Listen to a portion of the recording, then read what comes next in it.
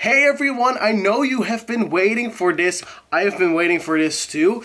I finished reading A Tale of Sorcery, which is the third and last book in A Tale of Magic series. The trilogy, if you will. Which is what Chris Colfer said, so I think we have to believe him in that. Therefore, I am a little bit not disappointed, but I am sad that this is the last book in the series. We're going to have a review right now with a few spoilers, but not major twists, as I never do, because I want you to fully enjoy the book, but I am giving away a little tiny things, just the beginning. So let's start with the genre of this book, which is still fantasy and middle grade. However, there are some young adult/adult themes here and there, which are really beautiful, which Colfer a lot of the times does. Chris Colfer incorporates these themes as a child or a young adult understands it really well. What I want to say about this book first, before we dive into the plot, is that this book really was very original. It has a really original story that I'm going to spill a little bit of tea on, not too much, believe me. So even, I mean, I'm not giving away anything huge, you know, but I am giving away a few things. So if you don't want any spoilers, don't watch this until you have read the book. But if you do want to find out if this book is for you, if the story is for you, then keep on listening. I'm not revealing anything major, like I said, but I want to clarify that. But before we get into this video, please like and subscribe to my channel. I've already done reviews on A Tale of Magic, which was the first book, and A Tale of Witchcraft was the second book. Please see that down below if you have not seen that. And I hope that you have subscribed to my channel by now. If you did, I'm very thankful for that. And give a like whenever you feel like it. But now we're heading into this book review. Here is A Tale of Sorcery, and the cover art is in red, which is why I'm dressed in red. Yes, it's all for the video. So we pick up with Bristol, who has made a deal with death right before in the ending of the second book, actually. And she has not come any closer to actually finding who the immortal is. Then what's also happened is that the Righteous Brotherhood have sort of overthrown the Southern Kingdom and making it like an empire, and Seven, the bitch, Seven, he is claiming to be the righteous emperor, and then something very terrible happens. There are a lot of things that I'm going to spoil from the second book, so if you haven't read that, don't listen to this next part at all. Madame Weatherberry is the Snow Queen. The Snow Queen is trapped in ice, but they can still visit Madame Weatherberry because her ghost is sort of, or her spirit, her soul, thank you, is separated from the Snow Witch, from the Snow Queen. So they can visit Madame Weatherberry without, you know, getting blasted with ice. And they do that for knowledge, for advice. When they get there, and with they I mean Lucy and Bristol, they are being told about the Temple of Knowledge. And the Temple of Knowledge is a place that holds the most valuable spell book ever to be created, which is called the Book of Sorcery, which is probably why this book is called A Tale of Sorcery.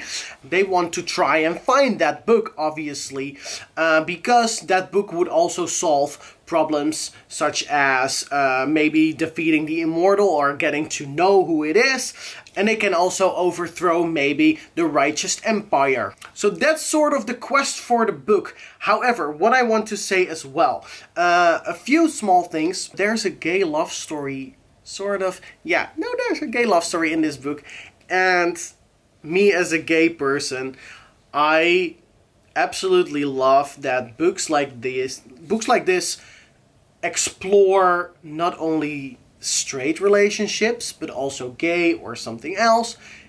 I think that's very important, first of all. Second of all, it just means a lot to me as a gay person that there are stories that are being created nowadays where there is more than one flavor when it comes to love. There's multiple types of flavor, and I love that. So what was also really good about this book is that he is showing things not as you might think or that are obvious to you. He's showing them in another daylight, which is so good, which is so fresh, which is what I love, because I'm not reading the same shit over and over again. No, I'm reading a whole new experience with whole different points of perspective, and that's what I loved about this third book as well. You can see that I'm enthusiastic about this book.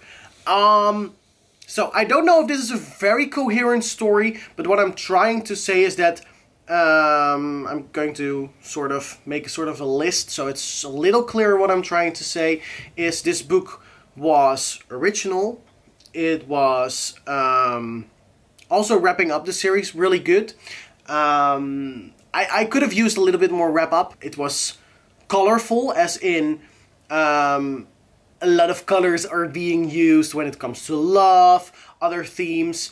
That was really nice. This book, it goes in a way that still until the very end makes a lot of sense, but also keeps you on your damn feet because you don't know what's coming, and it's really good. So it was just a really good story. I am now going to read my favorite part of this book. Xanthus is with Emeralda in a bookstore, and they're trying to find the Book of Sorcery. Let's go. I'm afraid they don't write love stories for people like us, is what the shopkeeper says. Xanthus looked up and saw Mr. Turner standing over him. "Excuse me?" he asked. The shopkeeper let out a sad sigh. "Things have changed so much over the years, but the world just isn't ready for us yet," he said. "But that doesn't mean we should give up on the fight." "I don't understand," Xanthus said. "What do you mean, people like us?" "How old are you, son?" Mr. Turner asked. 14. A bittersweet smile came to the shopkeeper's face. "You'll learn soon enough," he said. "I wasn't certain when I was your age either." It took Xanthus a moment to realize what the shopkeeper was referring to, and as soon as he understood, his face went pale and his stomach dropped. Apparently Xanthus had blown his cover. It just wasn't the cover he thought, because, I mean, he's from the Fairy Council. "Well, I unfortunately have to lock up now," Mr. Turner said. "The store will be open again tomorrow at 8 o'clock if you and your friend want to come back." "Thanks for letting me know," he said. Xanthus raced out of the store with the urgency of escaping a tiger, but in reality he was trying to escape the truth. Almost any gay person, I cannot speak for everyone, but almost every gay person has had a moment where people talk about gay persons and you're not out of the closet, and it's just like, how do you know? And sometimes I see a person and I'm like, yeah, he's gay, but this really beat the nail on the head because it identifies this problem. And I was so, when I read this, I could understand Xanthus's feelings so much that it was emotional to read, because I have such a high opinion of these books and of Chris Colfer and his words and his writing and therefore his work. So how it goes any further, I'm not going to tell you. It's a great exploration that Colfer does beautifully, as he does with most things. So the verdict for this book is I'm going to give it 10. I'm going to give it a 10. Is it perfect? Nothing is perfect. I'm not perfect. You're not perfect. No one is. But this book was pretty perfect. It explored amazing themes. It was original. There's nothing that I don't like about this book, actually, when I'm thinking about it. It's everything you want from a book. I cannot tell you differently. It almost sounds like I'm getting paid for this, which I'm not. I'm just enthusiastic. So I hope this book review was any help for you. I just enjoyed it a lot. Please also tell me below if you want to see me do a review on the A Tale of Magic, no, the Land of Stories series, because I have read all of those books plus companion books. So yeah, if you want to see that, please let me know below. Other than that, I wish you a very happy day. I hope you are safe wherever you are and feeling happy. And yeah, then I will see you on the next video. Bye.